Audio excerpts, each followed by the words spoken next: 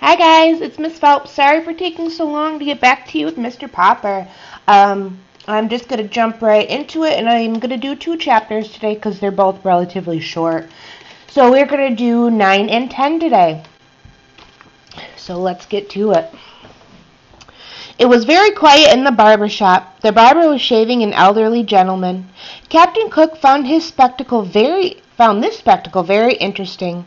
And in order to get a better view, he jumped up on the mere ledge. "Good night," said the barber.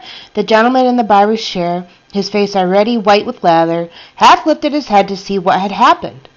"Gook," said the penguin, flapping his flippers and reaching out his long beak toward the lather on the gentleman's face. With a yell and a leap, the gentleman rose from his reclining position, left the barber's chair, and fled into the street, not even stopping for his coat and hat. "Gaw," said Captain. "Hey," said the barber to Mr. Popper, "take that thing out of my shop. This is no zoo. What's the idea?"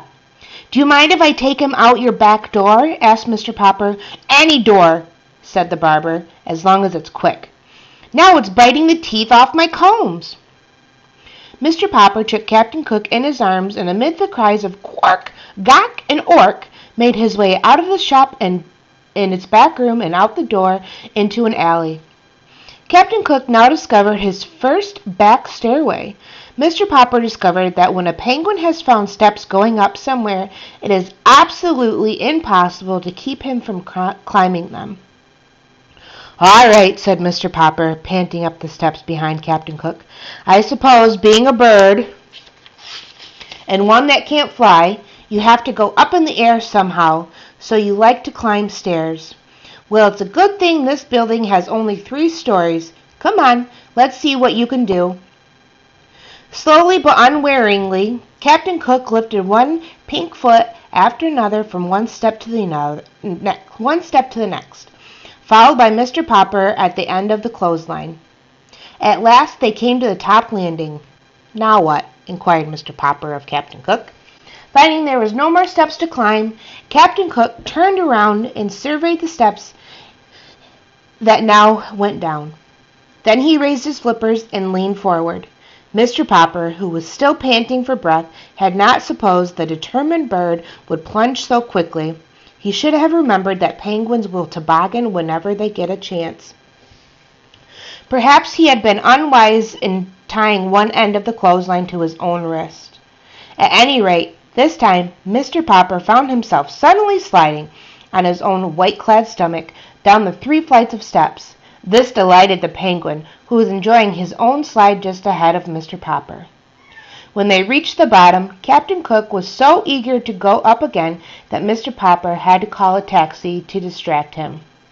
432 Proudfoot Avenue, said Mr. Popper to the driver. The driver, who was a kind and polite man, did not laugh at his oddly assorted passengers until he had been paid. "Oh dear," said Mrs. Popper when she opened the door to her husband. "You looked so neat and handsome when you started for your walk, and now look at the front of you." "I'm sorry, my love," said Mr. Popper in a humble tone, "but you can't always tell what a penguin will do next." So saying, he went to lie down, for he was quite exhausted from the unusual exercise, while Captain Cook had a shower and took a nap in the icebox. Chapter 10. Shadows.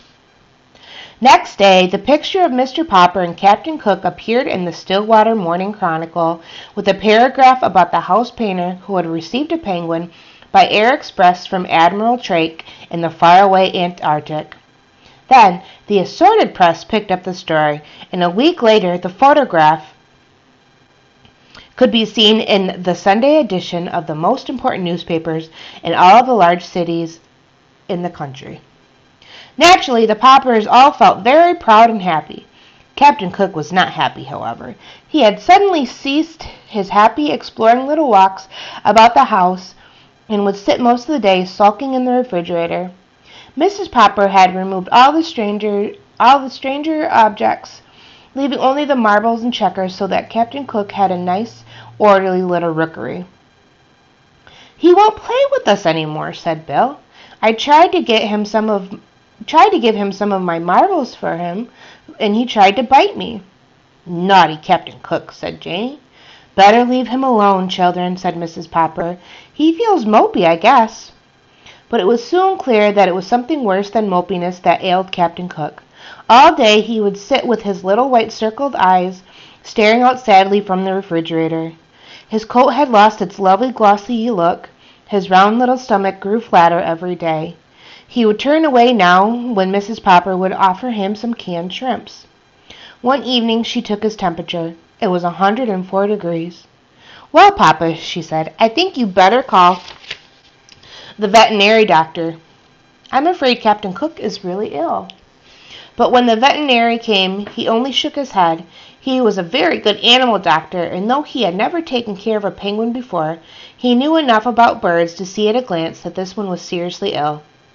"I will leave you some pills. Give him one every hour. Then you can try feeding him on sherbet and wrapping him in ice packs. But I cannot give you any encouragement because I am afraid it is a hopeless case. This kind of bird was never made for this climate, you know.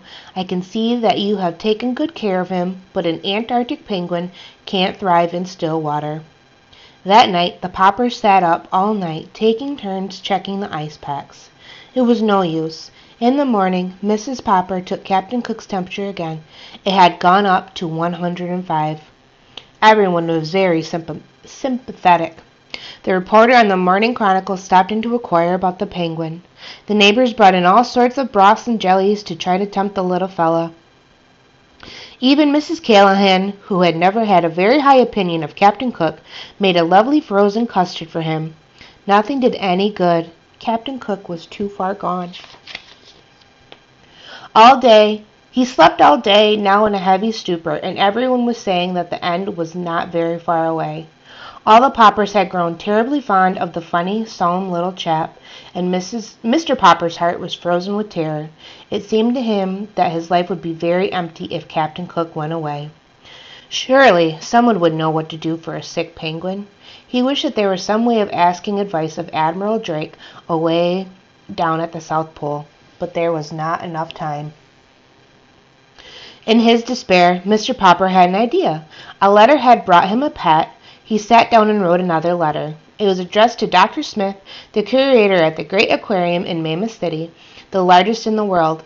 Surely if anyone had any idea what could cure a dying penguin, this man would. 2 days later there was an answer from the curator.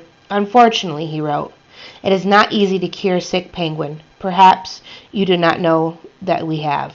Perhaps you do not know that we too have in our aquarium a mammoth." Let me reread that. "Perhaps you do not know that we too have in our aquarium at Mammoth City a penguin from the Antarctic. It is failing rapidly, in spite of everything we have done for it. I have wondered lately whether it is not suffering from loneliness. Perhaps this is what ails your Captain Cook. I am therefore shipping you, under separate cover, our penguin. You may keep her. This is just a chance that the birds may get on better together." And that is how Greta came to live at 432 Proudfoot Avenue. Oh my goodness, more penguins coming! Thank you for listening. I will be back with chapter 11, and we can see what Greta brings to the Popper family. I hope everybody is safe and happy and healthy, and can't wait to see you guys. Bye. Thanks.